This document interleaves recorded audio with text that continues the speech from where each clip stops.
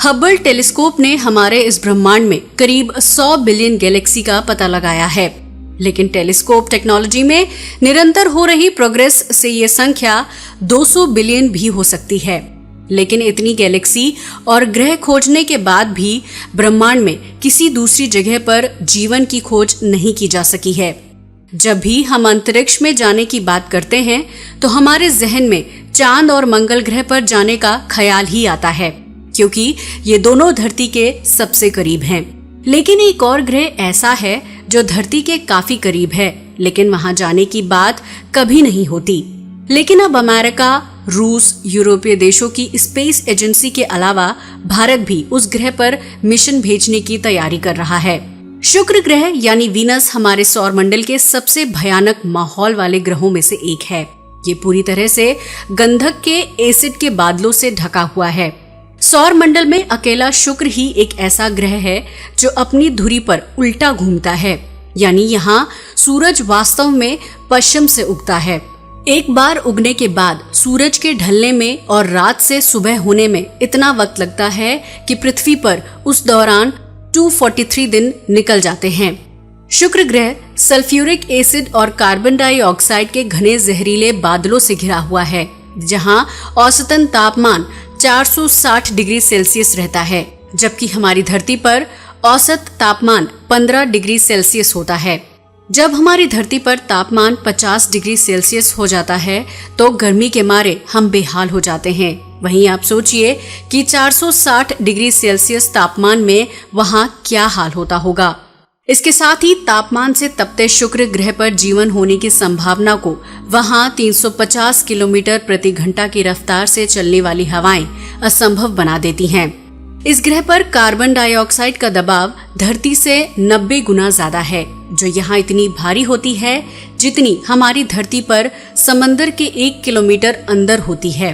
इतने दबाव में पनडुब्बियां भी तबाह हो जाती हैं। इस ग्रह पर सीसा, जिंक और टिन जैसी धातुएं भी पिघली हुई पाई जाती हैं। लेकिन हमारी धरती से कुछ समानताएं ही वैज्ञानिकों को इस ग्रह पर जीवन होने की उम्मीद को प्रेरित करती हैं। वजन में शुक्र हमारी पृथ्वी से थोड़ा ही हल्का है और इसका व्यास भी पृथ्वी के 95% के बराबर है। दोनों ग्रह क्रेटर्स और ज्वालामुखी से आबाद हैं।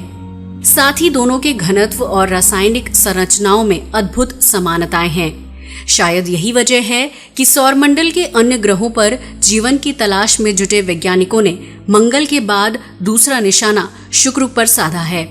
ब्रिटिश खगोलविदों ने हाल ही में दावा किया है कि शुक्र पर अमेजन सरीखी नदियां न सिर्फ बहती थीं, बल्कि ठीक उसी तरह समुद्र में जाकर मिलती थीं, जैसे पृथ्वी पर नदियां सागरों में अपना पानी उड़ेलती हैं। नासा के अंतरिक्ष यान मैगेलान प्रोब ने 1990 में शुक्र की सतह की जो तस्वीरें भेजी थी, उनकी स्टडी के बाद नासा ने कहा था कि शुक्र पर नदियों और नहरों की दिखाई देने वाली संरचनाएं मौजूद हैं, जो ज्वालामुखी से निकले लावे के बहने से बनी हैं। लेकिन आज की जनरेशन के कंप्यूटरों द्वारा जब इन तस्वीरों की दोबारा से जांच की गई तो वैज्ञानिकों ने कहा कि नदियों की लंबाई ये साबित करती है कि उनमें पानी था, क्योंकि लावा इतनी दूरी तक नहीं बह सकता। इसके अलावा इन नदियों के डेल्टा नुमा मुहाने मिले हैं, जो उनके समुद्र में मिलने की पुष्टि करते हैं। करीब 5 लाख साल पहले ज्वालामुखी विस्फोटों से उत्पन्न ग्लोबल वार्मिंग से शुक्र ग्रह का वातावरण तहस नहस हो गया था, और यदि वहां जीवन और पानी था तो वो हमेशा के लिए नष्ट हो गया। वीनस ग्रह पर हमेशा बैक्टीरिया के रूप में जीवन होने की संभावना जताई जाती रही है, लेकिन बरसों बाद एक बार फिर से वीनस ग्रह में इंसानों की दिलचस्पी पैदा हो गई है। जापान ने कुछ साल पहले अकात्सुकी मिशन भेजा था, जो दिसंबर 2015 से शुक्र का चक्कर लगा रहा है। इसके साथ ही नासा और यूरोपीय स्पेस एजेंसी भी 2020 तक शुक्र पर अपना मिशन भेजने की तैयारी कर रहे हैं। यहाँ तक कि रूस भी शुक्र पर स्पेसक्राफ्ट भेजने का इरादा किए हुए है। भारत भी शुक्र पर 2018 और 2020 में अपना स्पेसशिप भेजने की तैयारी कर रहा है, जो वहां जाकर जीवन की संभावना का पता लगाएगा। रूस एक ऐसा देश है जिसने सबसे पहले 70 और 80 के दशक में शुक्र ग्रह पर वेनेरा और वेगा जैसे बेहद कामयाब मिशन भेजे थे। ये यान शुक्र का चक्कर लगाने के लिए भेजे गए थे और रूस इस बार भी शुक्र का चक्कर लगाने वाला अंतरिक्ष यान भेजने की तैयारी में है। लेकिन सिर्फ चक्कर लगाने वाले यान भेजने से बात नहीं बनेगी। शुक्र के माहौल को समझने के लिए एक अंतरिक्ष यान वहां उतारना पड़ेगा और यही सबसे बड़ी चुनौती है, क्योंकि शुक्र ग्रह इतना गर्म है और वहां का माहौल इतना भयानक है कि कोई भी अंतरिक्ष यान उस माहौल में 2 घंटे भी नहीं टिक पाएगा। वैसे रूस के मिशन वेनेरा डी में एक स्पेसक्राफ्ट शुक्र की जमीन पर उतरने के लिए भी जाएगा, लेकिन अगर वो वहां 3 घंटे भी टिक पाए तो बहुत बड़ी बात होगी, क्योंकि इससे पहले भी सोवियत संघ ने 1982 में वेनेरा 13 लैंडर शुक्र पर उतारा था, लेकिन वो वहां केवल 127 मिनट तक ही बच सका और शुक्र के बेहद गर्म माहौल में जलकर खाक हो गया। वैज्ञानिकों की सबसे बड़ी चुनौती ये है कि वहां की भयंकर गर्मी और बेहद खतरनाक केमिकल वाले वातावरण में किसी यान को एक दिन के लिए कैसे बचाया जाए, क्योंकि इतने वक्त रुकने पर ही वहां के माहौल का जायजा लेकर उसकी रिपोर्ट पृथ्वी पर भेजी जा सकती है। इसके लिए वैज्ञानिकों को चाहिए होगा कि वे उसके अंदर के चिप, सर्किट, इलेक्ट्रॉनिक और इलेक्ट्रिक सिस्टम को इतना मजबूत बनाएं कि वो वहां की गर्मी को झेल सके और जलने से बचा रहे। इसके अलावा वहां भेजे जाने वाले यान को बिना सूरज की रोशनी के काम करना पड़ेगा, क्योंकि शुक्र के आसमान पर हमेशा सल्फ्यूरिक एसिड के बादलों का साया बना रहता है। लेकिन वैज्ञानिकों के लिए एक सबसे बड़ी दिक्कत ये है कि वे अगर कोई बैटरी वाला अंतरिक्ष यान भी तैयार कर लें तो वो इतनी देर नहीं चलेगी और उनसे इतनी ऊर्जा भी पैदा नहीं की जा सकेगी जिससे कोई अंतरिक्ष यान देर तक काम कर सके। इसके लिए नासा एक अलग तरह की चीज से बनी कंप्यूटर चिप तैयार कर रहा है जो 500 डिग्री सेल्सियस के तापमान में भी बची रहेगी।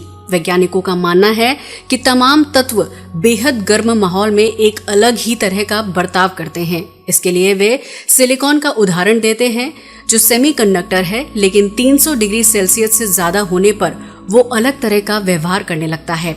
इसलिए नासा सिलिकॉन और कार्बाइड से मिलकर बनने वाले एक मटेरियल से इलेक्ट्रॉनिक चीजें तैयार करने की सोच रहा है और उन्हें उम्मीद है कि ये तत्व शुक्र ग्रह की भीषण गर्मी को झेल जाएगा। लेकिन इसके साथ एक और दिक्कत है कि इस मटेरियल से डेटा गुजारने की रफ्तार ठीक वैसी होगी जो 60 के दशक के कंप्यूटर की हुआ करती थी। मतलब अगर यान वहां के तापमान में एक दिन के लिए बच गया तो उससे मिलने वाला डेटा हमें बहुत ही धीमी गति से मिल पाएगा। इतना सब होने के बाद अब एक समस्या उसके इंजन को लेकर आती है कि ऐसा कौन सा ईंधन इस्तेमाल किया जाए जो शुक्र ग्रह के माहौल में जल सके। इसके लिए वैज्ञानिक इंजन को चलाने के लिए लिथियम को एकदम सही ईंधन मानते हैं, क्योंकि लिथियम कार्बन डाइऑक्साइड और नाइट्रोजन के माहौल में भी जल सकता है। ये 180 डिग्री सेल्सियस पर पिघलता है जो शुक्र के माहौल के लिहाज से एकदम सही है। साथ ही इसका वजन भी कम होता है जो इस मिशन के लिए बेहद ही जरूरी है।